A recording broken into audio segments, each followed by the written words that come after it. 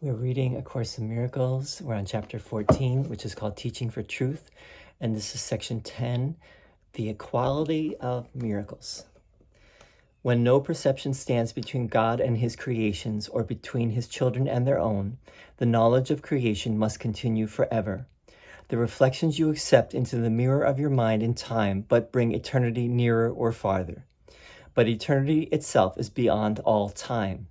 Reach out of time and touch it with the help of its reflection in you, and you will turn from time to holiness as surely as the reflection of holiness calls everyone to lay all guilt aside.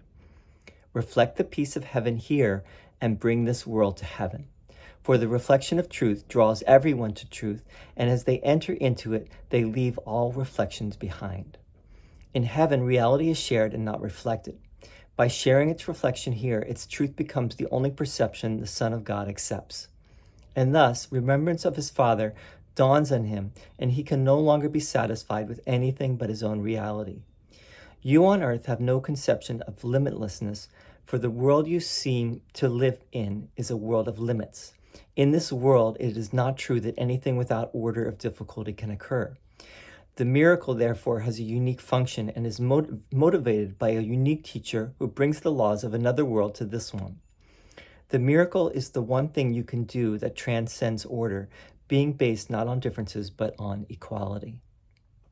Miracles are not in competition, and the number of them that you can do is limitless. They can be simultaneous and legion. This is not difficult to understand once you conceive of them as possible at all.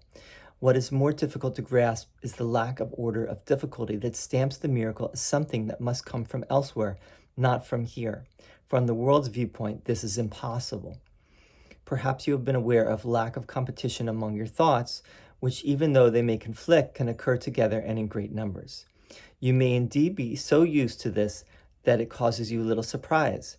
Yet you are also used to classifying some of your thoughts as more important, larger or better, wiser or more productive and valuable than others. This is true of the thoughts that cross the mind of those who think they live apart. For some are reflections of heaven, while others are motivated by the ego, which but seems to think. The result is a weaving, changing pattern that never rests and is never still.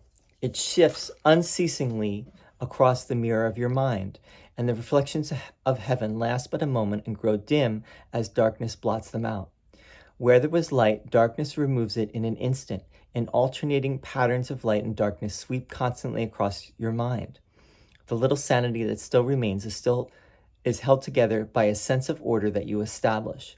Yet the very fact that you can do this and bring any order into chaos shows you that you are not an ego, and that more than an ego must be in you. For the ego is chaos, and if it were all of you, no order at all would be possible. Yet though the order you impose upon your mind limits the ego, it also limits you. To order is to judge, and to arrange by judgment. Therefore, it is not your function, but the Holy Spirit's. It will seem difficult for you to learn that you have no basis at all for ordering your thoughts. This lesson the Holy Spirit teaches by giving you the shining examples of miracles to show you that your way of ordering is wrong, but that a better way is offered you. The miracle offers exactly the same response to every call for help. It does not judge the call. It merely recognizes what it is and answers accordingly. It does not consider which call is louder or greater or more important. You may wonder how you who are still bound to judgment can be asked to do that which requires no judgment of your own. The answer is very simple. The power of God and not of you engenders miracles. The miracle itself is but the witness that you have the power of God in you. That is the reason why the miracle gives equal blessing to all who share in it, and that is also why everyone shares in it. The power of God is limitless, and being always maximal, it offers everything to every call from anyone. There is no order of difficulty here. A call for help is given help. The only judgment involved is the Holy Spirit's one division into two categories, one of love and the other the call for love. You cannot safely make this division, for you are much too confused either to recognize love or to believe that everything else is nothing but a call for love. You are too bound to form and not to content. What you consider content is not content at all. It is merely form and nothing else. For you do not respond to what a brother really offers you, but only to the particular perception of his offering by which the ego judges it. The ego is incapable of understanding content and is totally unconcerned with it. To the ego, it is if the form is acceptable, the content must be. Otherwise, it will attack the form. If you believe you understand something of the, quote, dynamics, unquote, of the ego, let me assure you that you understand nothing of it. For of yourself, you could not understand it. The study of the ego is not the study of the mind. In fact, the ego enjoys studying itself and thoroughly approves the undertakings of students who would, quote, analyze, unquote it, thus approving its importance. Yet they but study form with meaningless content, for their teacher is senseless, though careful to conceal this fact behind impressive-sounding words, but which lack any consistent sense when they are put together. This is characteristic of the ego's judgments. Separately, they seem to hold, but put them together, and the system of thought that arises from joining them is incoherent and utterly chaotic. For form is not enough for meaning, and the underlying lack of content makes a cohesive system impossible. Separation, therefore, remains the ego's chosen condition, for no one alone can judge the ego truly. Yet when two or more join together in searching for truth, the ego can no longer defend its lack of content. The fact of union tells them it is not true. It is impossible to remember God in secret and alone. For remembering him means you are not alone and are willing to remember it. Take no thought for yourself, for no thought you hold is for yourself. If you would remember your Father, let the Holy Spirit order your thoughts and give only the answer with which he answers you.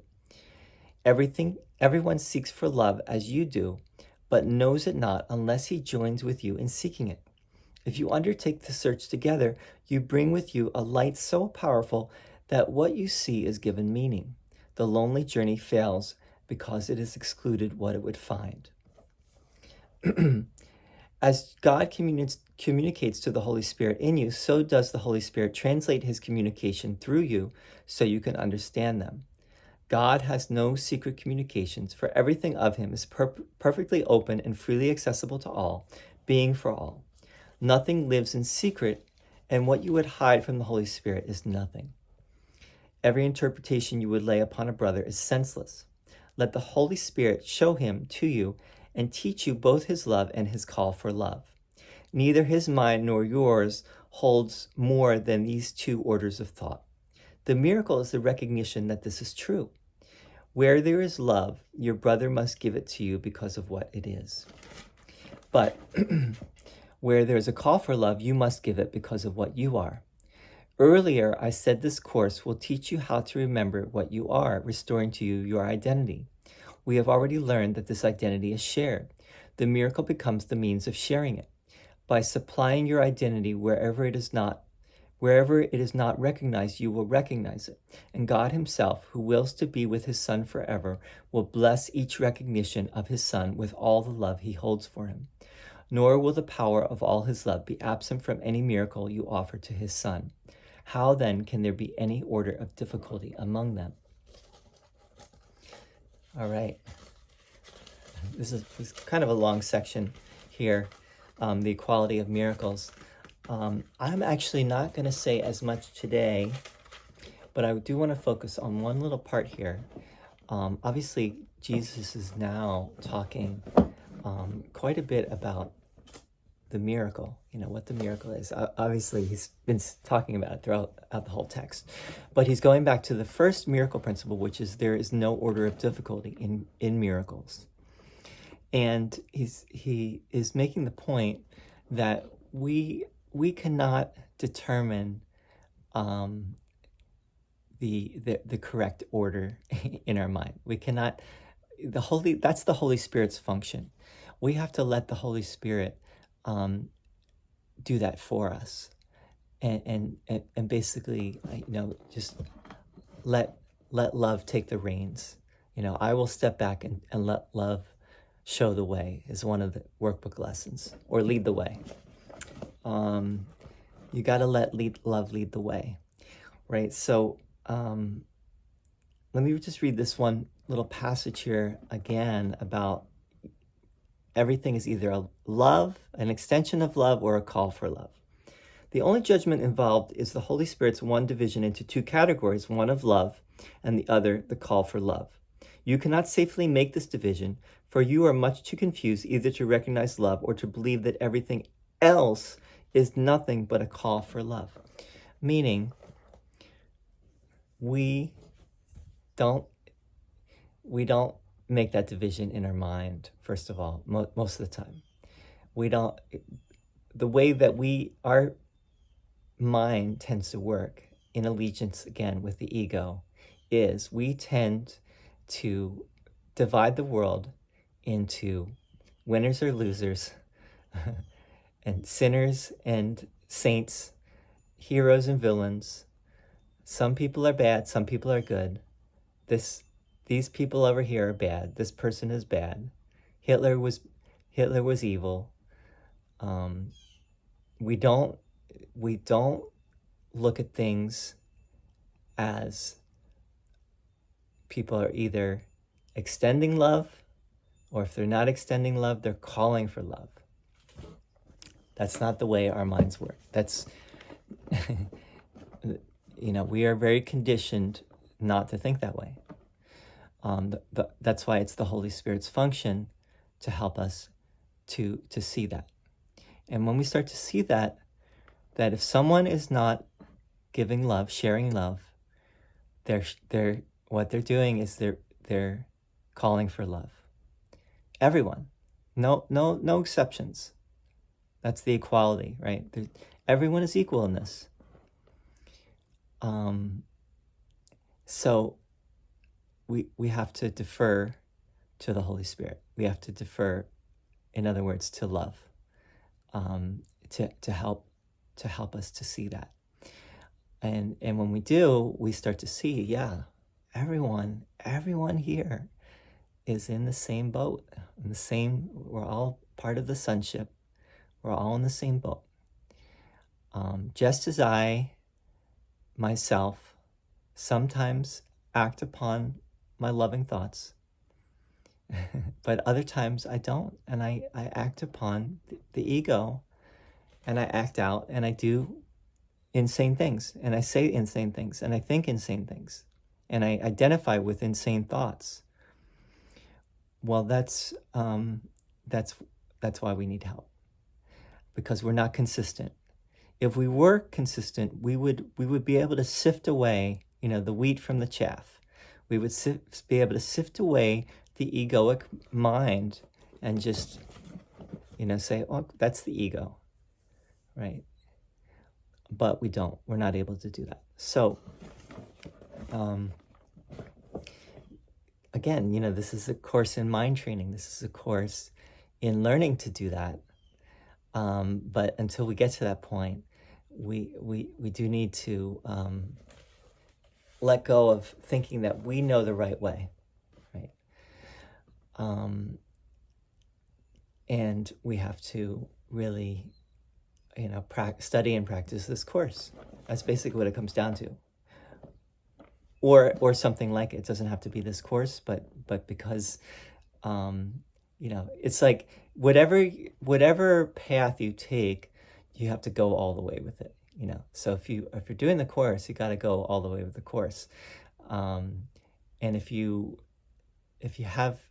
dig too many shallow holes, you are not going to find water, right? But if you dig one well very well, you will find the well water.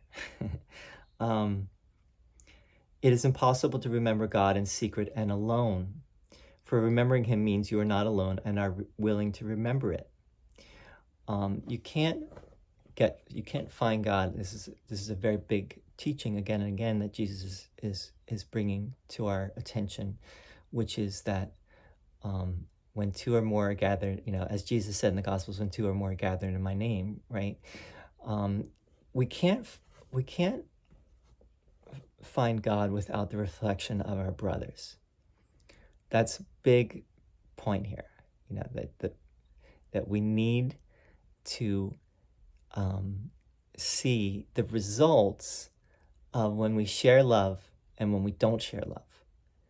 And as we see that, it starts to become reinforced. When we share love and when we receive love back, we know how that feels. We see the fruits of it.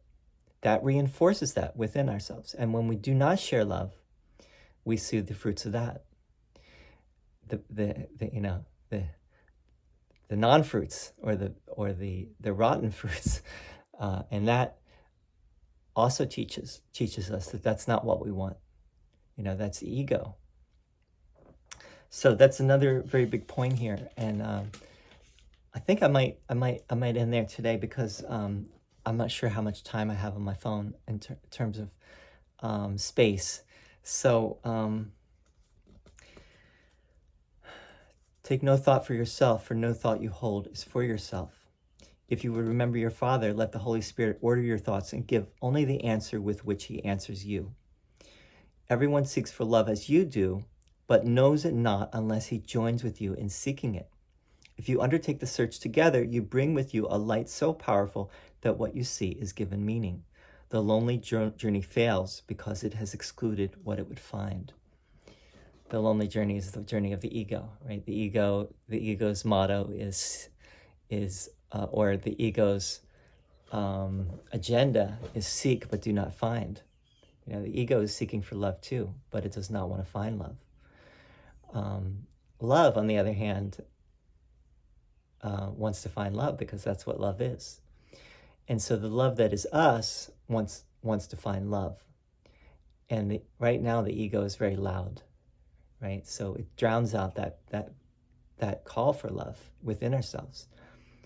But when we start to do this kind of work, we're basically opening ourselves to finding that love again and not heeding the raucous shrieking of the ego, not heeding the loud voice of the ego, but being willing to take a step back and letting love lead the way.